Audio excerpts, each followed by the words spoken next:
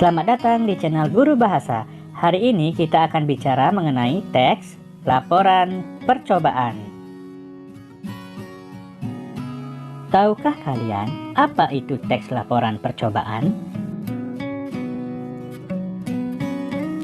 Jadi, teks laporan percobaan adalah suatu bentuk tulisan yang memaparkan suatu fenomena dari hasil pengamatan bertujuan menginformasikan hasil yang diperoleh kepada orang banyak. Selanjutnya, kita akan berbicara mengenai ciri-ciri teks laporan percobaan.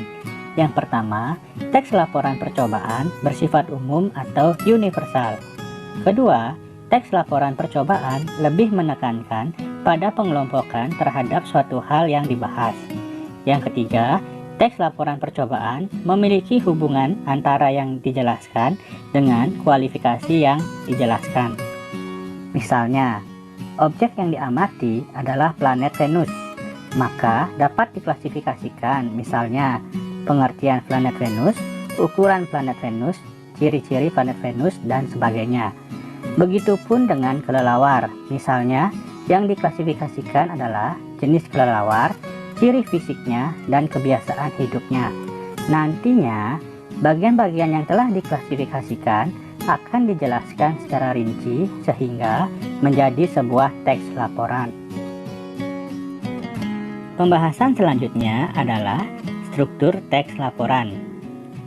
Struktur teks laporan yang pertama adalah pernyataan umum. Pernyataan umum berisi klasifikasi aspek dari sesuatu seperti hewan, alam, tumbuhan, dan lain-lain yang dibahas secara umum.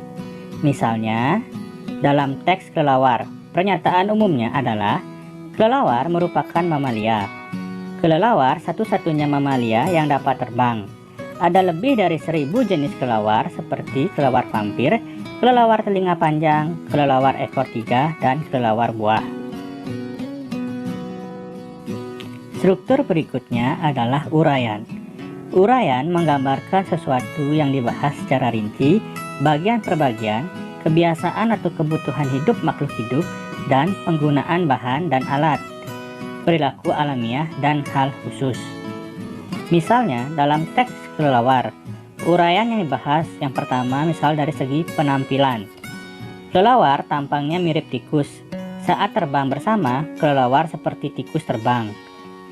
Lalu, dibahas mengenai kebiasaan makan. Beberapa kelelawar makan darah, buah, ikan, dan kaktus. Lalu, dari kapasitas. Kelelawar dapat mendengar dari jarak 1 km. Mereka jenis nokturnal. Kelelawar melihat dengan pupil mereka. Oleh sebab itu, mereka membuka matanya lebar-lebar untuk melihat. Dilihat dari perkembangbiakan. Misalnya, kelelawar memiliki bayi. Kelelawar menyusui anaknya. Selama setahun, kelelawar memiliki 3 bayi. Selanjutnya, unsur-unsur kebahasaan. Yang pertama, aspek umum atau generik. Aspek yang memiliki makna dan cakupan pemakaian yang luas. Contohnya, kendaraan, mamalia, ikan air tawar. Kendaraan, kata khususnya motor, mobil, kereta. Mamalia, kata khususnya lumba-lumba dan paus. Ikan air tawar, kata khususnya lele, mujair, gurami.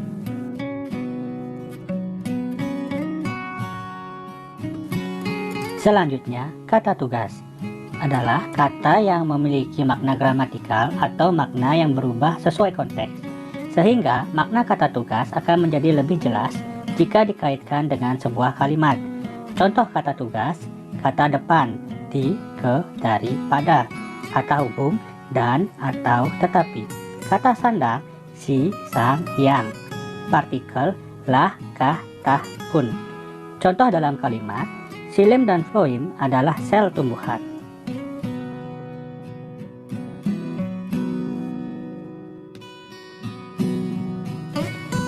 Selanjutnya, kalimat aktif. Kalimat aktif adalah kalimat yang subjeknya melakukan perbuatan kepada objek. Biasanya menggunakan kata kerja aktif. Contohnya, lari, tidur, renang, dan sebagainya, atau imbuhan, menasal, dan ber. Contoh, peneliti memasukkan zat asam ke daging. Peneliti sebagai subjek, memasukkan sebagai predikat, dan zat asam sebagai objek. Pada kalimat tersebut, peneliti yang merupakan subjek melakukan tindakan kepada zat asam yang merupakan objek. Selanjutnya, uraian kegiatan. Uraian kegiatan biasanya terdapat dalam prosedur atau cara kerja yang terdapat dalam teks laporan percobaan. Contohnya, pertama, siapkan alat dan bahan yang diperlukan untuk melakukan percobaan. Kata pertama merupakan urutan kegiatan.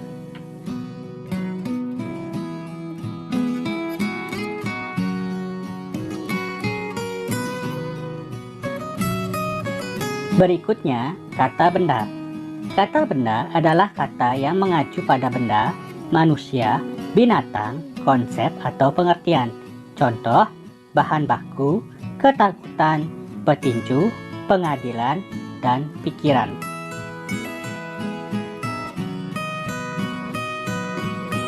Selanjutnya, kata teknis. Kata teknis merupakan kata yang memiliki arti khusus terkait bidang atau keahlian tertentu. Contoh, pendidikan, kata teknisnya kurikulum, silabus. Kedokteran, kata teknisnya infus, pasien.